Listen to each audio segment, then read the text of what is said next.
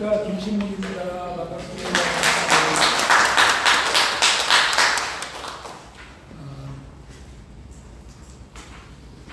두 번째 특강인데 그냥 편의상 3교시, 4교시로 모르겠습니다.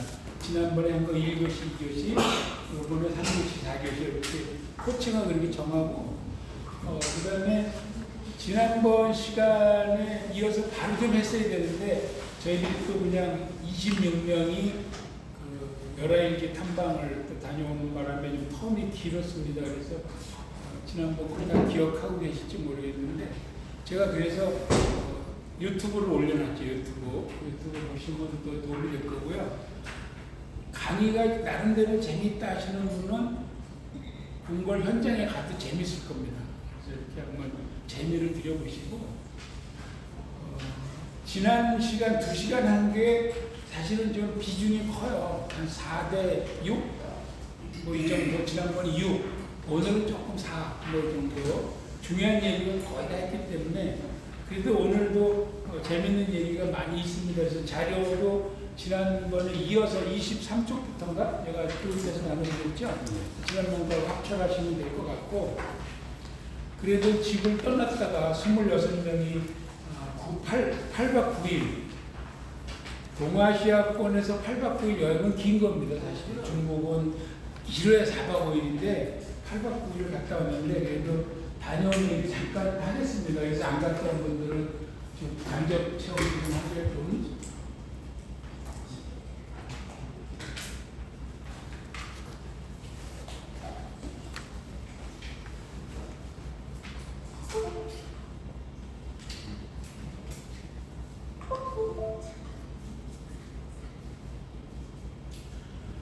열아일기 탐방이라고 제가 이렇게 이름 붙였는데 8박 9일 제법 깁니다. 26명이 가서 단체 사진도 오붓하게 찍고 여러 번 다 아실 필요는 없고 참고로 저는 여기 있습니다. 뭐 다 아실 건 없습니다.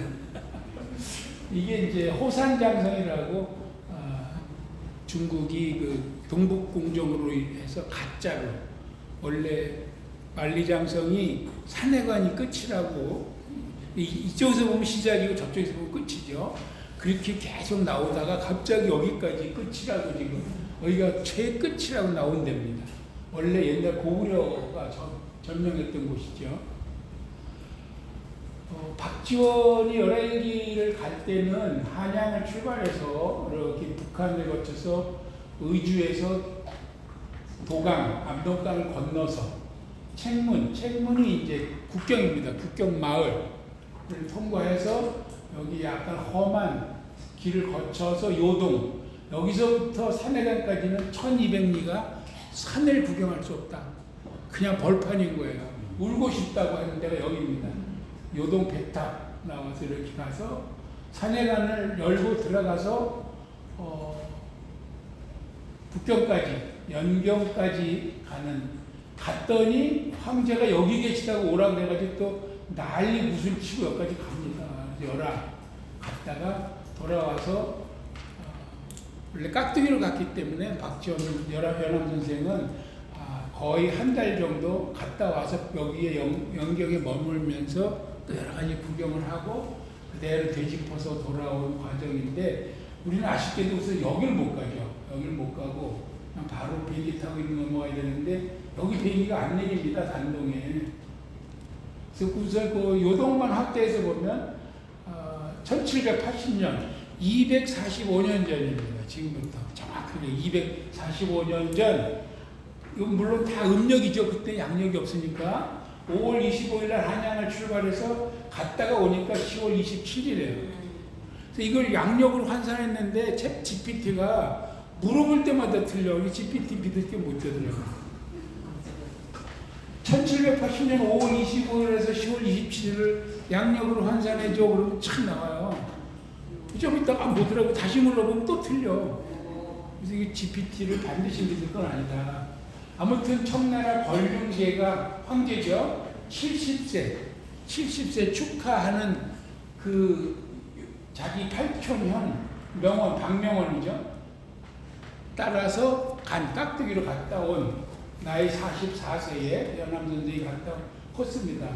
이렇게 갔는데 그러면 대문답은 어떻게 갔느냐? 8박 9일을 비행기는 대련으로 들어갔습니다. 대련에 내려서 이만큼 육로로 이동해야 돼요. 단동까지. 근데 그냥 가기 뭐해서 여기 중간에 비사성이라고 고구려가 천리장성을 쌓았을 때 제일 남쪽에 있는 마지막 끝에 있는 성 비사성을 올라가서 보고 단동까지 갔습니다. 그래서 여기서 단동에서 이제 신의주와 이제 의주죠. 옛날에는 의주에서 압록강을 도강하는 자리를 보기 위해서 아까 얘기한 호산장성 올라가서 내려다보고 구련성에서 요 책문까지 요 책문까지 요만큼은 무인지대예요. 완충지대, 그냥 아무도 거하지 않는 지대. 그래서 여기서 막 연암은 2박을 노숙을 합니다. 잘 데가 없어서. 책문이 들어가야 이제 비로소 국경을 통과하는 거죠.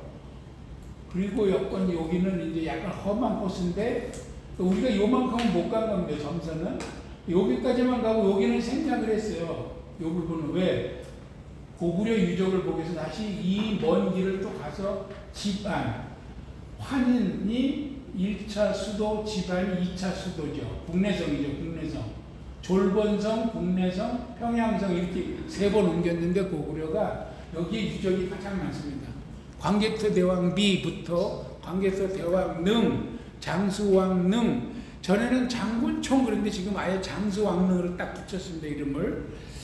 놀랍게도 제가 4번째 갔는데 광개토 대왕비를 처음으로 사진 찍게 해요. 그전엔 사진을 얼씬도 못하겠는데 이번엔 찍어라. 그래서 처음 찍었습니다. 사진을. 막 감동을 했습니다. 그래서 여기 가서 보고 이만큼을 이 길이가 엄청납니다. 차량을 이동하는데. 그래서 요양, 즉 요동이죠. 요동으로 해서 신양으로 해서 금주. 빨간 데서 1박을 한 겁니다. 다 1박. 그리고 산해관에서 연암은 북경으로 바로 갔다가 열화를 갔지만 우리는 열화를 갔다 북경으로. 왜냐면 여기서 아웃을 해야 되니까 항공이. 그래서 산해관에서 열화에서 북경으로 가는데 북쪽 관문이 하나 더 있습니다. 고북구. 거기서 다시 1박을 하면서 북경에 와서 북경은 2박을 했습니다. 그래서 자유 일정으로 걸어서 이렇게 아주 원 없이 둘러보고 상당히 빡시게 다녔습니다. 상당히 힘들고 거리수 재는 걸 보니까 놀라울 정도로 우리가 많이 걷고 힘들더라. 아무튼 잘 다녀왔습니다. 지금 여기서 여기까지가 사실은 우리가 역사를 분명히 다 우리가 중고등학교, 대학교까지 적어도 중고등학교 6년, 대학교 10년 공부를 하는 학생기를 보냈는데 역사를 배웠는데 오히려 청나라 역사를 잘 모릅니다. 마지막 중국의 왕조가 청나라인데 이게 명청 교체기를 거친 지역인데 여기가 다 요동을 차지하고 북경을 들어간 거거든요. 명청 교체기, 이제 정치 얘기하는 거 아니고 옛날 명청 교체기. 이거를 다음에 제가 정기 강좌 때 한번 상세히 한번 해드리려고 하는데 그래서 간단히 얘기를 해드리면 여기를 왜 이렇게 금한 지역으로 했냐면은 여진족들이 자기네들 조상이 흥귀한 지역이다, 신성한 지역이다 해서 여기 막아버릴 거예요. 못 들어가게. 이 지역. 요게 그 뜻입니다. 유조변, 버드나무를 베어서 목책 울타리를 치고 못 들어가게 했는데 사실은 만주족들 영역을 확보하는 그런 개념이 많죠. 어쨌거나 여기에서 원래 여진족이 금나라가 있었지 옛날에. 근데 금나라가 몽골족 원나라의 멸망을 당해요. 원나라가 명나라의 멸망을 당해. 그리고 지금 중원은 명나라가 차지하고 있어요. 지금 명나라가. 근데 명나라 말년이야. 이때 여기에서 호족들 형태로 막 이렇게 군집을 하고 있는 여진족들을 누르하치가 우연한 기회에 휘어잡습니다. 그래서 누르하치가 1583년에 거병을 했는데 불과 13명을 가지고 병력을 일으켰다 이렇게 기록이 되어 있거든요. 그래가지고 서서히 힘을 키워서 누라치가 여기서 이때 여진족은 명나라에서도 조선에서도 여진족을 일부 견제, 일부 우대 이렇게 막 이의제의 그 오랑캐를 견제하는 족벌끼리 족장들끼리 그 사이가 안 좋은 거예요. 이쪽 여진족과 저쪽 여진족을 견제시키고 막 이러면서 여기를 잘 컨트롤하고 있었는데 문제는 임진왜란이 터진 겁니다. 임진왜란. 일본이 조선을 쳐들어왔고 명나라가 조선을 원군을 보냈는데 그 원군이 사실은 여기에 있는 명나라 병력이 다 빠진 거예요. 조선으로. 힘의 공백이 생긴 거 요동에. 그 찬스를 누라치가 치고 일어난 겁니다. 누라치가 군사를 몰고 다니는데 막 견제하는 놈들이 없어요. 심지어 누라치는 뭐라 그랬냐? 우리 이런 거 안 배웠어요. 임진왜란 때 조선에다가 우리가 군대를 보내겠다 누라치가 그럽니다. 거절합니다. 거절. 오랑캐 군대를 받을 수 있냐? 저런 거랑 똑같죠. 6.25 때 일본이 지원하겠다. 거절. 어디 일본 놈들이 또 들어올라 그래 하는 식으로 거절을 했어. 1592년에 정유재란 때 또 신청을 해. 도와주겠다. 거절. 그러는 가운데 누라치가 여기 건주 여진, 이쪽에 있는 건주 여진이었는데 건주 여진에서 다른 여진족을 다 규합하고 1인자 강자로 올라서는 성공을 합니다. 물론 일부 반발한 족벌은 아직 누라치하고 견제 상태가 되지만 한 80% 이상은 여진족을 다 통일해요. 여진족을 통일. 그게 1593년. 그래서 대금, 후금이죠. 후금. 전금은 몽고한테 망했단 말이죠. 그래서 다시 후금을 일으켜요. 후금. 그래서 황제를 선포합니다. 어디서? 허투알라. 허투알라가 금나라가 청나라가 일어난 첫 번째 본거지입니다. 허투알라. 그러니까 너는 허투알라. 이렇게 우리가 하도 외운 세대잖아요. 우리가 하도 외운 세대라 그렇게 해서 많이 외웠다고 뭐 할 때. 아무튼 여기를 기점으로 해서 드디어 후금을 선포합니다. 금나라.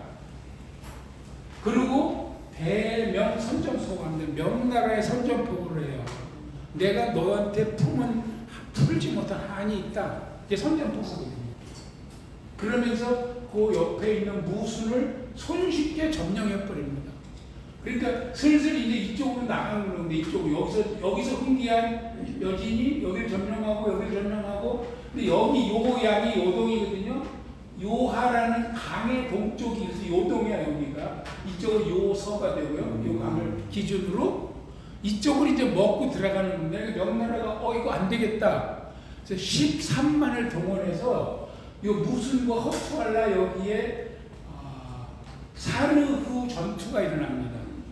그래서 명나라가 그때 조선에 누구냐? 광해. 야 군대 보내. 그래서 광해가 강흥립이 왜 한 2만여 명을 보낸 거예요. 그래서 우리가 배울 때 뭐라 그래요? 야 적당히 항복할 때 필요하면 항복을 해라. 청나라에. 그래서 실제로 항복을 하죠. 근데 사실은 다 죽고 나서 가운데 지부만 남은 건데 아무튼 이 사르 전투에서 13만 명나라 군대가 3만의 청나라 군대한테 박살이 납니다. 4개 제대가 북, 동, 남, 서 4로군으로 들어가는데 1개 군만 남아서 철수하고 3개 군은 아주 전멸합니다. 전멸. 거기에 조선군은 동로군에 들어가 있었는데 거기에서 다시 3개 제대가 좌영, 우영 다 전멸하고 가운데 본영이 강홍립과 지부 일부 남은 게 항복을 해가지고 그때 뭐 사실 광해의 밀지를 전했다. 우리가 명나라한테 임진왜란 도움을 받고서 지원을 안 할 수 없어서 했는데 우리 주상이 청나라에 속 얘기를 해라 그래서 항복을 합니다. 그래서 조선군을 죽이지 않았다. 이 얘기를 하는데 많이 죽었어요 이미. 사로전투 유명한 겁니다. 3만이 13만을 깬 거예요. 그래가지고 이 신양 요동이 떨어진다 여기까지. 이제 여기 먹었다가 여기까지 떨어진 거예요. 그래서 그 누라치가 요동에다가 수도를 삼으려고 신도시를 짓다가 왠지 완성을 못하고 신양으로 가서 신양이 청나라 두 번째 수도가 됩니다. 사르우 전투 기억하셔요? 이거 우리 잘 안 배워요, 역사에서. 그때 우리는 명나라의 군대를 보낸 거예요, 조선군은. 청나라랑 싸운 겁니다. 그 다음에 이제 여기까지 먹고 나니까 이 밀고 내려갑니다, 일로. 내려서 이 영원성 전투에서 누르하치가 최초의 패배를 합니다. 명나라가 최초의 승리를 한 것이에요, 영원성. 최초, 그리고 only one. 그 뒤로 승리가 없어요. 근데 거기서 포를 맞아가지고 누르하치가 부상을 당했고, 그 부상 후유증으로 누르하치는 딱 여기까지 가고 죽습니다. 영원성까지 가고 누르하치 죽어. 그리고 여기서 약간 군대가 명나라 방어와 청나라 공격이 좀 정체되는 와중에 자꾸 뒤에 있는 조선이 껄끄러운 거예요. 계속 명나라만 찾는 거예요, 조선이. 야, 조선 좀 진압하고 와. 그래서 내려온 게 첫 번째 호란, 정묘호란. 정묘호란 때는 그냥 3만의 군대가 와가지고 강화도에서 조약만 맺고 그냥 다시 올라가요. 청나라가 조선에 머물 여력이 안 돼. 이쪽이 지금 바빠.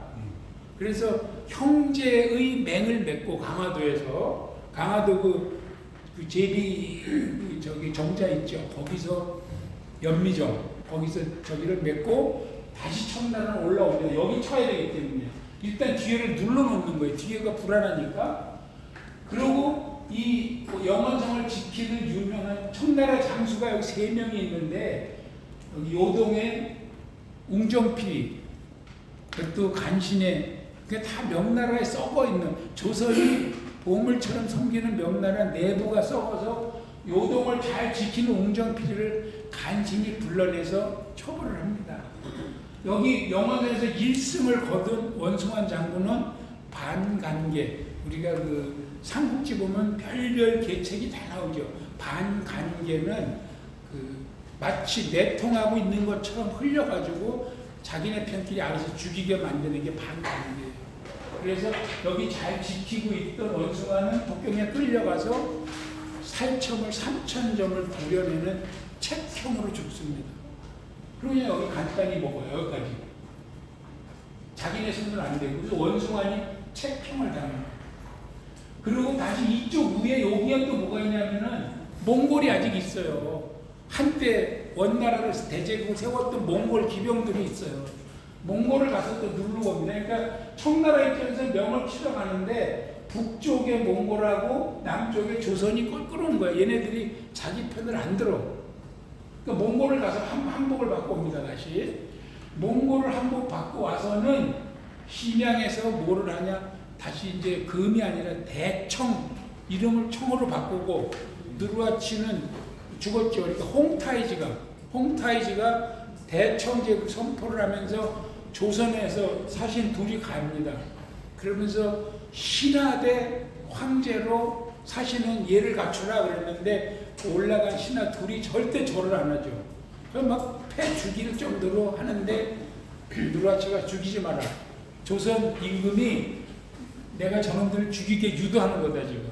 죽이지 말고 그냥 보내라 그래서 그냥 돌아옵니다, 신하들이. 그래서 심양에서 통원보까지 와서 여기서 국서라고 준 걸 다 집어 던지고 돌아왔다는 거죠. 그게 1636년이에요. 그러면서 야, 쟤네들 꼴을 보니까 안 되겠다. 우리가 지난번에 조선을 확실히 못 눌렀구나. 한 번 더 내려가라. 그래서 내려온 게 병자호란입니다. 그래서 여기서 3괴 9고두 3번 절하고 머리를 9번 땅에 대는 신하로서의 절을 안 했고 왔기 때문에 결국은 삼전도에서 인조가 누르하치한테 한 겁니다. 누르하치 황제가 유일하게 삼전도까지 내려왔어요. 송파까지 내려왔던 황제. 그래서 병자호란이 끝났죠. 항복하고. 그러는 가운데 다시 명나라가 마지막 병력을 다 끌어모아서 또 13만을 만들어가지고 두 번째 여기서 사르에서 패배한 거를 복수하려고 금주에서 붙습니다. 여기서 다시 아주 박살이 납니다. 청나라한테. 그게 송산 금주전투예요. 이때 조선이 또 파병을 하는데, 이때는 조선이 청나라로 파병을 합니다. 이 조선의 신세가 그래요. 이때는 인조야, 임금이. 여기서 싸울 때는 명나라로 파병을 해서 청나라와 싸웠고, 여기서 싸울 때는 청나라에 파병, 병자호란 때 항복을 했잖아. 청나라로 파병을 해서 명나라와 싸우는 거야. 그래서 어떤 일이 있었냐? 조총부대가 이때 조선의 조총부대가 소문이 났는데, 우리를 구해준 은인인 명나라에 총을 쏠 수 없다. 그래서 총알을 안 넣고 화약만 터뜨리는 조총병이 발각이 됐어요. 청나라 장교한테. 그 자리에서 목을 쳐버립니다. 그래서 여기서 갔다가 두드려 맞고 왔던 사신 2명, 여기서 빈 총을 쏘다가 죽임을 당한 병사 1명은 지금도 고향에서 사당을 지어놓고 그 기일을 기리면서 명나라에 충성한 그 흔적을 기리고 있다. 우리나라의 기가 막힌 역사입니다. 아무튼 그래서 여기서는 청나라와 싸우고, 청나라로 파병을 해서 명나라와 싸우는데 아주 박살이 났습니다. 그래서 여기까지 다 뺏겼어요. 이 삼해관, 이 만리장성 삼해관만 뚫으면 그냥 무인진영으로 이제 북경까지 가는 거예요. 근데 여기를 오삼계라는 걸출한 장수가 지키고 있어, 마지막. 저걸 못 뚫고 있는 거예요, 계속. 그때 여기까지 와서 홍타이즈가 죽어요. 그러니까 청나라도 일대 누르하치 여기서 죽고 홍타이즈 여기서 죽어. 3대째 여기 들어가. 3대는 어린아이. 그래서 그 삼촌이 섭정을 하죠. 섭정을 하는 삼촌이 사실은 황제 역할을 하면서 여기에 있는 오삼계를 계속 항복을 해라, 우리 편을 들어라고 강요하는데, 북경에서 무슨 일이 일어났느냐? 이자성의 난, 농민의 난, 여러 차례 농민의 난 중에 가장 크고 마지막 난이 이자성의 난입니다. 이자성의 난이 일어나서 북경을 뺏겨요. 아주 숭정제가 자기 와이프들하고 딸은 다 자기 손으로 죽이고, 또는 자기가 죽으라고 해서 죽는 걸 보고 아들들은 도망가게 하고, 자기는 내시 1명 데리고 항공의 뒷산에 올라가서 목을 매서 자살을 하면서 명나라는 끝납니다. 그래서 여기는 이자성 농민군이 차지를 한 거예요. 그러면 여기 산해관을 지키는 오삼계는 지켜야 될 조국은 이미 망한 거야. 그러면 내가 여기 쳐들어오는 청나라와 합의를 할 거냐, 여기를 차지한 농민군하고 합의를 할 거냐 갈등을 하고 있는데, 북경에서 뭐가 들려오냐? 자기 패밀리는, 자기는 전방에 나가지만 패밀리는 다 북경에 있거든요. 다 포로가 된 거야, 농민군한테. 부모, 형제 다. 근데 결정적으로 자기가 사랑하는 애첩을 농민군 이자성의 휘하 장수가 뺏어갔다는 소리가 들렸어요. 이런 나쁜 놈 새끼들. 그래가지고 일로 갑니다, 일로. 청나라로. 그래서 청나라 편을 들어주고 산해관을 문을 열어줍니다. 그래서 청나라는 산해관을 전투 안 하고 그대로 통과. 그래서 오히려 오삼계하고 선봉이 돼서 북경으로 들어갑니다. 그래서 여기서 농민군은 도망가요. 변변에 싸우지도 못하고, 실제 청나라 상대가 안 되죠, 전투력으로. 그래서 북경을 점령한 게 1644년.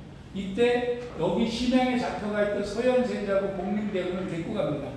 우리나라가 얼마나 센지 봐라. 니네가 섬기는 명나라가 어떻게 망하는지 봐라.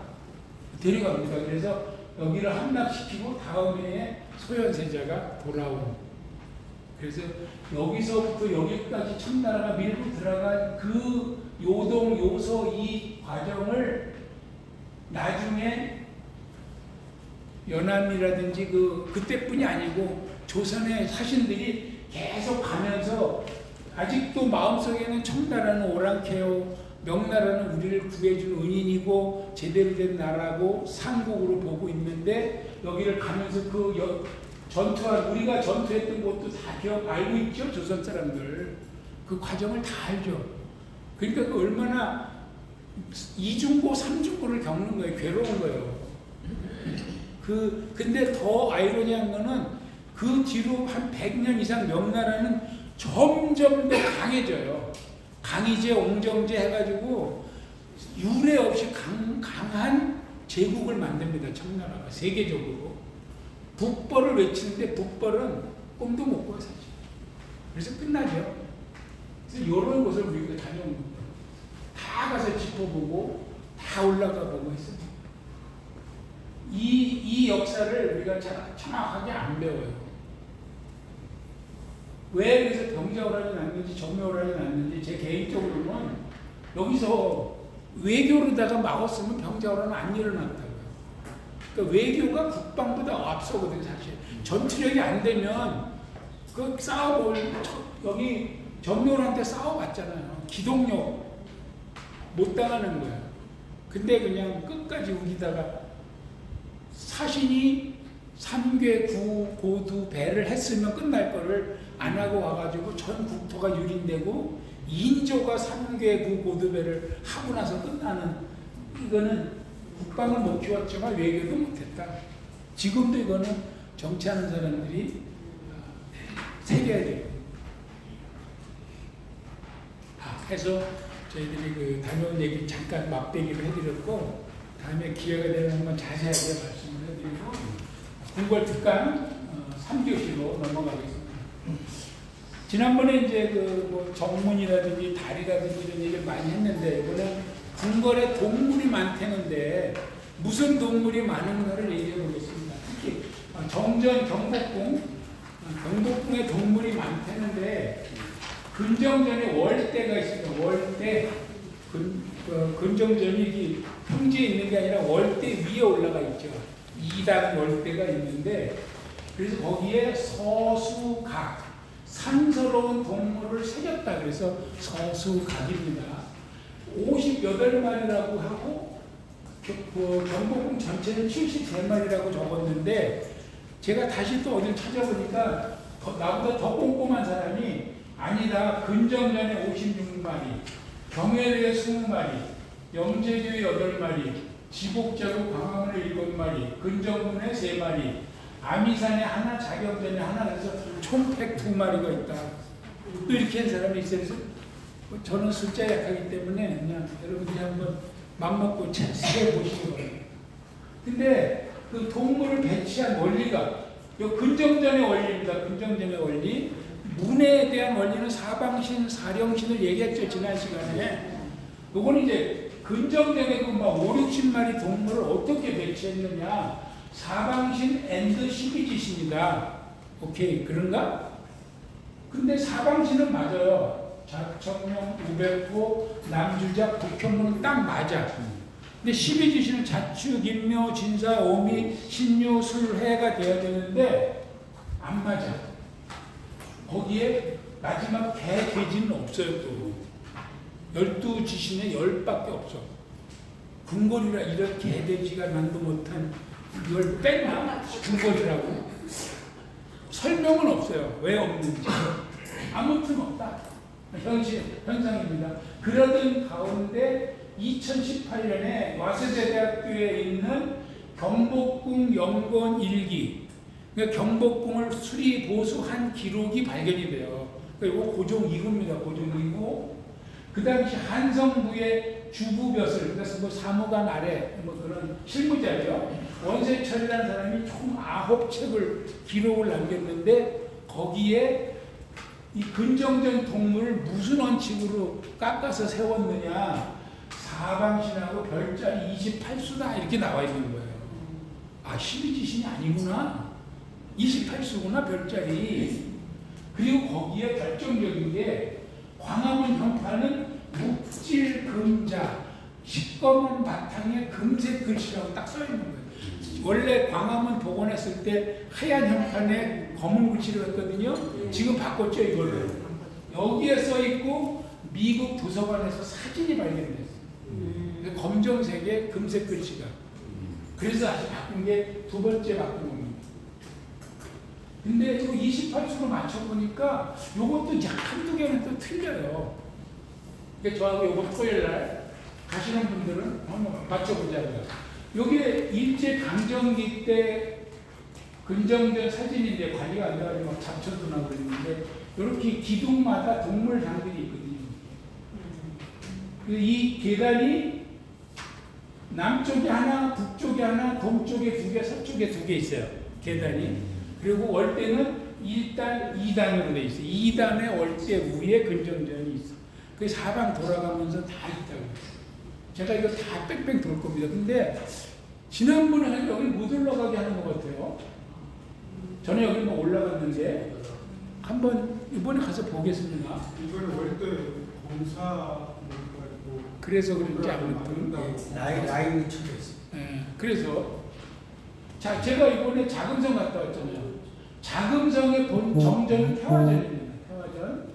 근데 여기 자금성은 월대가 3단입니다.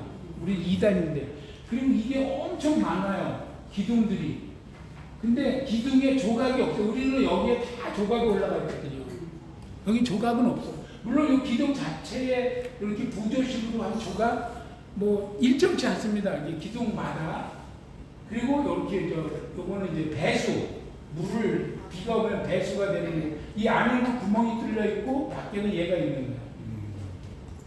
그래서 나름대로 아주 넓고 크고 높은데 디테일은 경복궁이 낫다. 제가 그래서 자금성의 동물은 딱 그 월대 위에 좌우로 똑같이 거북이 합밖에 없어요. 청동으로 만든 크지요. 꽤 큽니다 이거. 거북이하고 오래 사는 아마 장수동물이죠. 거북이하고 합만 이렇게 돼 있고 나머지 우리처럼 무슨 12지신이 됐든 별자리가 됐든 그런 동물 각은 없습니다. 자 그러면 12지신은 우리가 알다시피 쭉 있는데 이 개, 돼지가 없단 말이에요. 12지신으로 갖다 맞춰보려고 해도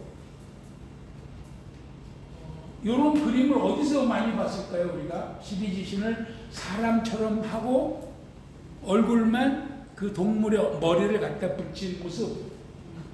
경주에 가면 김유신묘가 있습니다. 김유신은 죽어서 흥무대왕으로 추존이 됐죠. 왕급으로. 그 충무대왕 묘에 호석 이렇게 무덤을 묘를 보호하는 돌을 둘렀는데 거기에 12지신을 다 있어요. 여기 저기 뜬 거예요. 탑본 뜬 거예요. 근데 갑옷을 입지 않고 옷은 거의 평복 같은 걸 입었어요. 무기는 하나씩 들었는데 그 얼굴을 보면 이제 동물입니다. 무슨 동물인지 압니다. 똥뭐 배리고 이런 식으로. 이거 12지신이 아주 유명한 가장 그 샘플이 김유신묘고 몇 곳 있습니다. 그런 곳이. 자, 별자리 28수는 제가 여러분들한테 설명을 해주려고 막 데이터를 해보니까 우선 제가 습득하기도 어렵고 이 28수에 관한 전체 이론이 너무 광범위해요. 그래서 그냥 그거는 생략을 하고 관심 있는 분은 개별적으로 연구하기도 하고 핵심만 알려드리겠습니다. 이게 숲인데 숲. 머물 숫자인데 별자리를 할 때는 수라고 있습니다. 28수. 이거 바뀌었다. 여기 바뀌었네. 오탈자입니다. 동일로 와야 되고. 아니네. 맞네.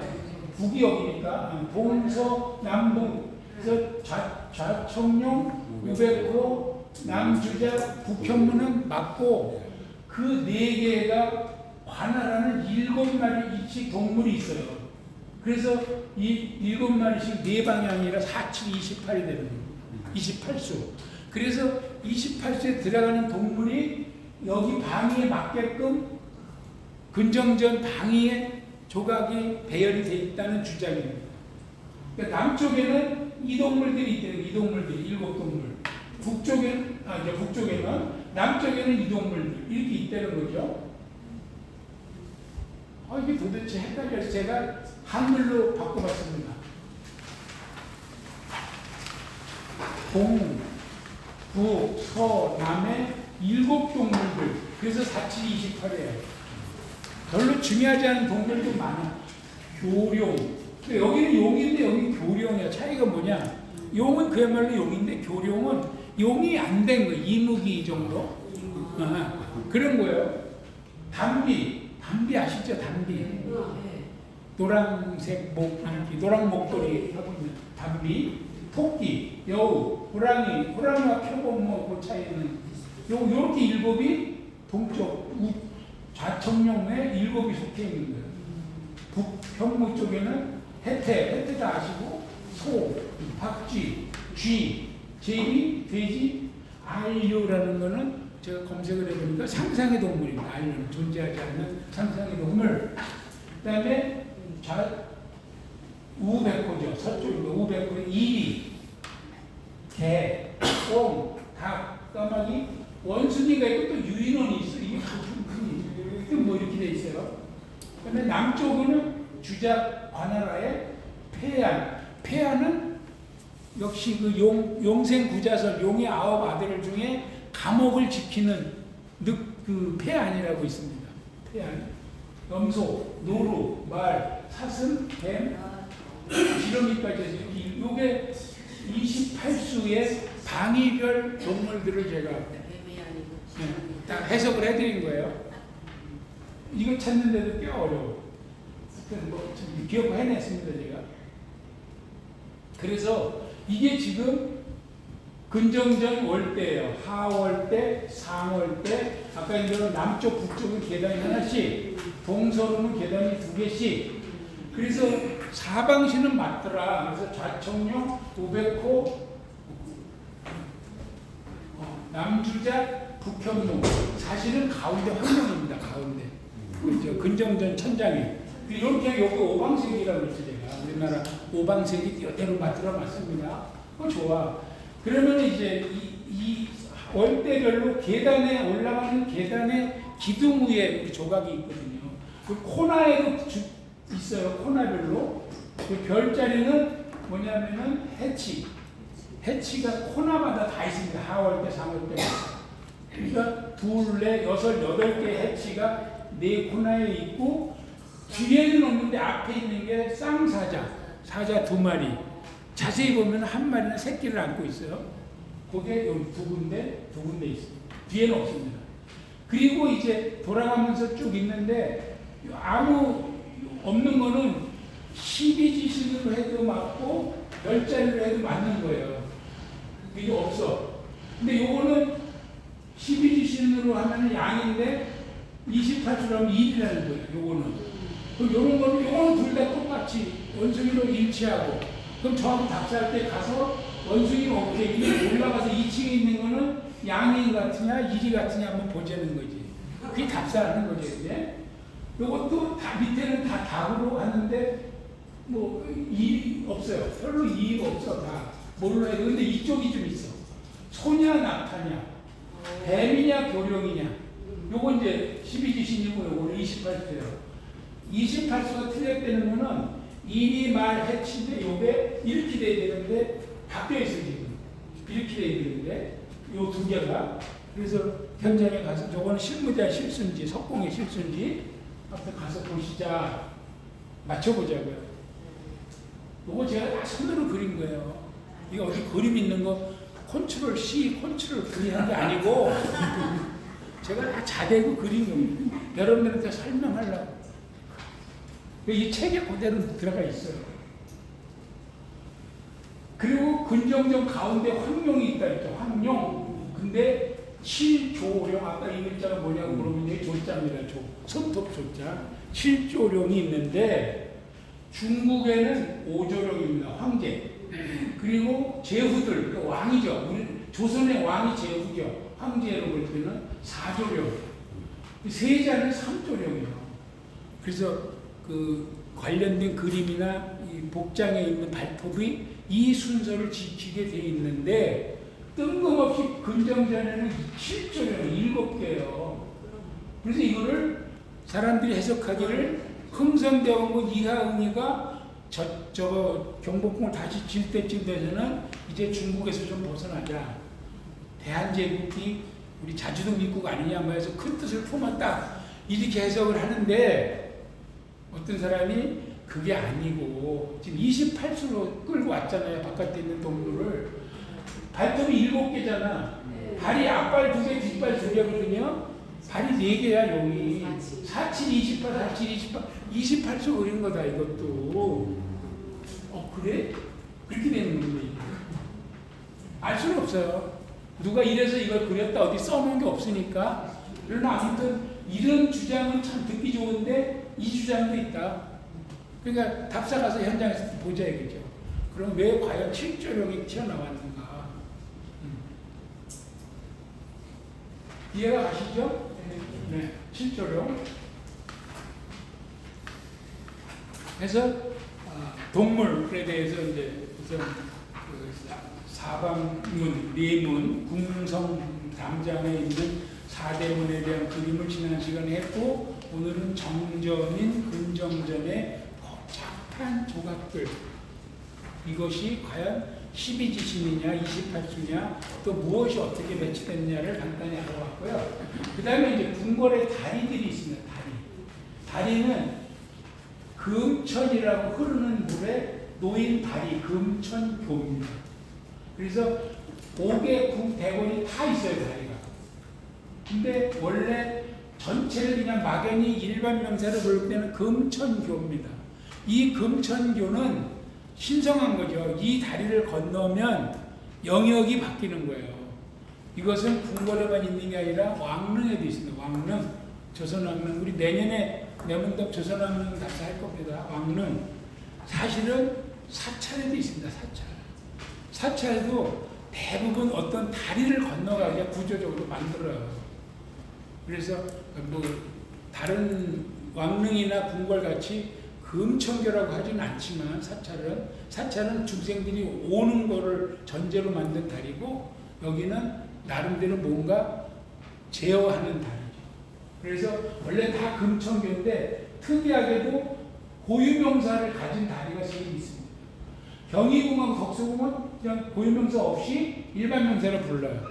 그리고 경복궁은 영재교, 창덕궁은 그 비단극자를 썼습니다. 발음은 같은데 금천교, 창경궁은 옥천교고, 창덕궁과 창경궁 다리는 보물입니다. 경복궁은 왜 보물이 아니냐? 일제강점기 때 헐렸었어요. 그래서 다시 만든 지 얼마 안 됩니다. 몇 년 안 됩니다. 아쉽지만. 그래서 궁궐 안에 흐르는 명당수, 금천 위에 놓여진 다리고, 거기를 건너갈 때 다시 한번 이렇게 여미고 마음을 다잡는 그런. 근데 다 물이 없습니다. 물이 안 흘러요. 유일하게 작지만 그래도 흐르는 것은 창경궁밖에 없어요. 창경궁은 비 좀 오고 그러면 실제 물이 흐릅니다. 그래서 제 주장은 좀 인공으로 물 흐르게 해라 좀. 경희궁하고 덕수궁은 사실 의미가 없어요. 제자리도 못 찾고. 이 세 개 궁은 지하수 이렇게 해가지고 인공으로 물 흐르게 하면은 진짜 멋있을 겁니다. 그걸 안 해요.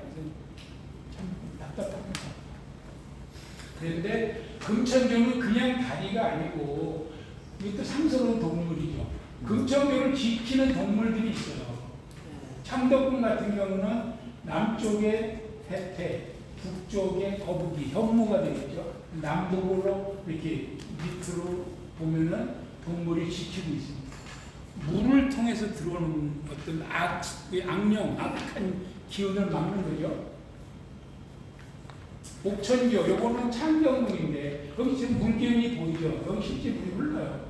약하지만. 여기는 제가 볼 때는 의심스러운 게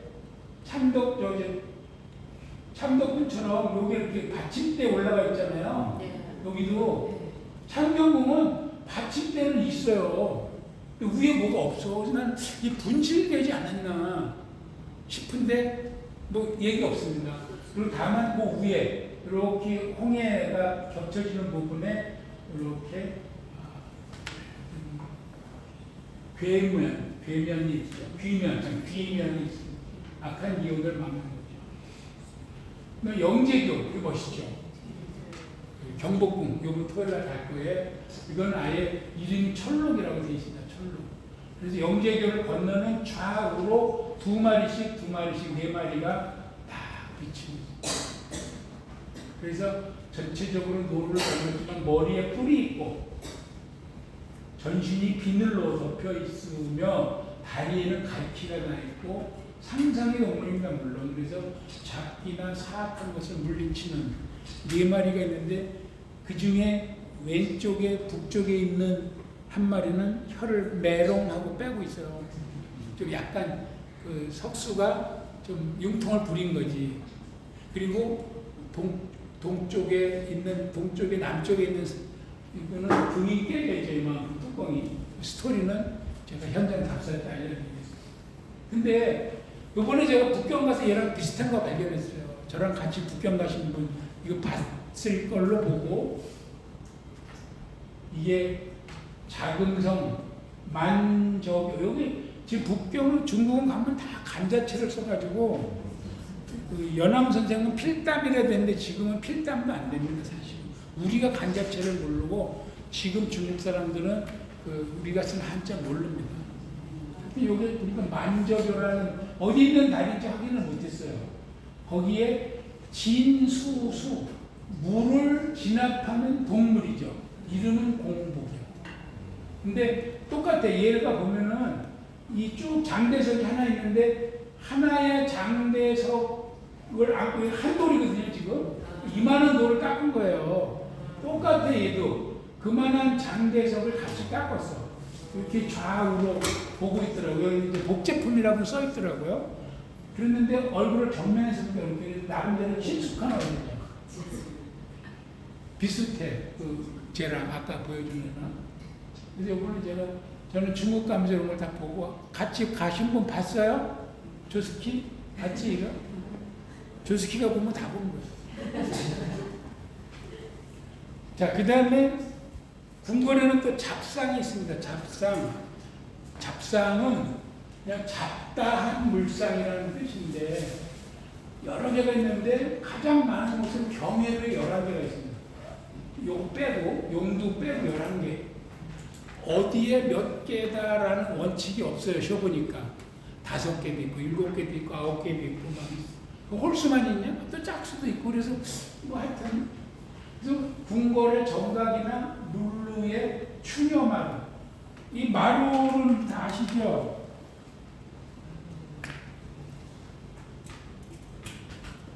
이게 용마루죠? 용마루.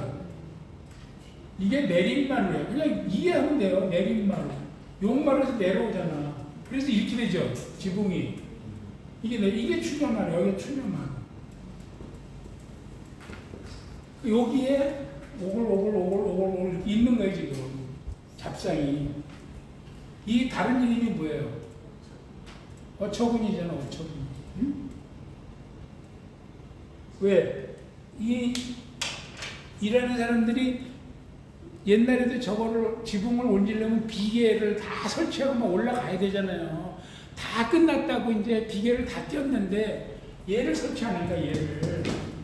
이런 어처구니가 없네. 그래가지고 어처구니가 없다. 어처구니가 또 다른 이름 있죠. 맷돌 손잡이. 어처구니 얘가 없으면 못 돌리니까 어처구니가 없는 거예요. 아무튼 그래서 이렇게 쭉 있는데 얘가 사실은 다 이름이 있어요. 대당사부. 여기 손오공이야. 저팔계 사오정 여기까지는 서유기의 주인공. 그리고 나머지는 뭐 이제 우리 보유한 것도 막 좀 해서 10개. 우리나라 조선 도교사에 나옵니다. 이게 살을 막는다 해서 기타 했습니다. 다 기억하시죠? 자금성에도 있더라고요. 자금성은 황제의 성이라고 다 지붕이 놀았습니다. 놀았고 유리창이 하는 그 유리입니다. 코팅 기호인데 여기에도 이렇게 있습니다. 근데 여기는 이 대당사부가 뭘 타고 있더라고요. 말인지 새인지 제가 땡겨봐도 잘 모르겠어요. 말 같지는 않고 새 같은데 새를 타고 다니는 말이겠지 낙타거나 아무튼 이렇게 쭉 있어요. 다른 우리하고 동물이 약간 다릅니다. 당나라 태종이 밤마다 귀신이 기와를 던지면서 괴롭히는 꿈을 꿨답니다. 그래서 문관 무관 형상으로 산을 막는 부적의 용도로 문 앞을 지키게 했는데 그 중에 제일 그 선호공이 물론 소설 속 인물이지만 힘도 세고 자유자재 변신하잖아요. 그래서 선호공이 거기서 주인공이 됐고 우리나라도 벽사 삿된 기운을 막는 벽사로 해서 기와지붕에 이 토, 우, 흙으로 된 인형을 얹기 시작했다. 그래서 나중에 서유기에 안 나오는 이런 것들도 같이 올라가요. 손오공이 누군지도 아시죠? 근데 우리가 손오공 접하기의 사오정을 그냥 막연히 아는데 이 다 불교 이름입니다. 이름이 사실. 그거 알려드린다고 제가. 손오공이 누군지 여기 뭐 원숭이 신 하누만이. 근데 오스근이라는 중국 명나라 때 사람인데 이 사람이 이제 손오공이라는 캐릭터를 만들어서 그 소설을 지었죠. 스스로 자기는 제천대성이라고 하늘에 있는 별 중에 가장 큰 별. 황상제 막 먹다가 부처님 손바닥 안에서 지가 날아다녀봐야 손바닥이다. 오공이 손오공이 오공이에요. 오공. 그래서 이게 내 마음이 비었다는 걸 깨우친다는 게 오공입니다. 저팔계도 8개. 불가에서 말하는 8가지 계열 8개.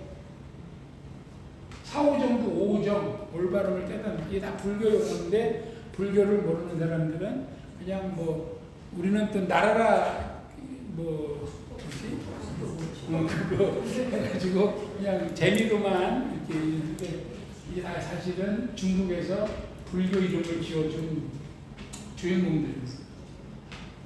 제가 이번에 중국의 북경에서 그 대운하가 상당히 그 의미가 큰데 그 시작하는 통저우가 이제 여기서부터 텐진, 허베이성, 산동성, 장수성, 저장성 저 상해 있는 데까지 내려가는 게 1000km가 넘는 1794. 근데 그걸 보러 갔는데 바닥에 이런 조형물이 있어서 살펴봤더니 서육이 오승훈이 나와요. 서육이 손오공이에요. 손오공 제천대성이라고 써있고 여기에 또 뭐라면 주을래 고거. 그래서 찾아봤더니 서육이 제자 오승훈이하고 옛날 수상 주을래 고향이 장수성 화이안. 이게 화이안이라고 썼는데 글씨 못 알아보겠죠. 이거. 추안이 추야 이게 뭐 수안? 화이안 중국말로는 거기에 두 사람 고향이다. 가서 이런 거 막 식별해 내야 되는데 내가 볼 때 이건 식별을 못한 것 같아 사람. 그 운하가 대박이었거든요 사실은. 그래서 우리 고궁박물관에 가면 1번부터 9번까지 모양과 이름이 다 이렇게 나와 있어요. 우리나라에는 이렇게 작게는 5개, 뭐 7개 이렇게 올라가 있어요. 항상 대강사부가 제일 앞에. 손오공이 뒤에, 손오공 접하에 사오정까지는 일단 기본적으로 서유기가 나오는 조선시대에 선비들이 신입으로 가면 그때도 신입을 갈궜나 봐요, 이렇게. 그래서 어유야단에 보면 신임관이 오면 선임관들이, 선배들이 이 10개를 10번 빠바바바 외우지 않으면 고로피는 거야. 그런 어떤 군대에서 고참이 쫄병 갈구듯이 그런 일이 옛날에 있었다. 쉬어보니까 남대문이 7개, 창경궁 정문 5개, 참덕궁 정문 7개, 수원 8달분 4개, 짝수도 있는 거예요.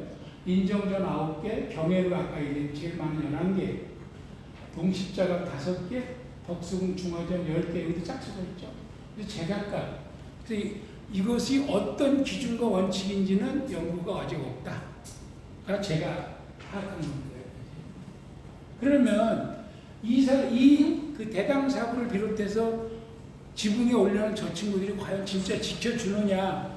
제가 또 찾아봤어요. 진짜 지켜줄까? 2008년 2월 10일 남대문 방화 아시죠? 홀랑 타버렸잖아. 혹시 이 방화범 누군지 아세요? 기억하세요? 최씨요. 네? 최씨로 남대문. 최씨? 차이체. 그 지금 나왔어 안 나왔어? 나왔을 것 같은데. 10년 끝나고 나왔어요. 나왔어. 죽었는지 안 죽었는지는 몰라. 근데 나왔어. 이 방화범 자기 뭐 보상이 마음에 안 들어서 보상이 마음에 안 자기의 들어서. 그거 항의하려고. 근데 더 놀라운 게 있어. 이 방화범 얘기 잠깐 해봅시다.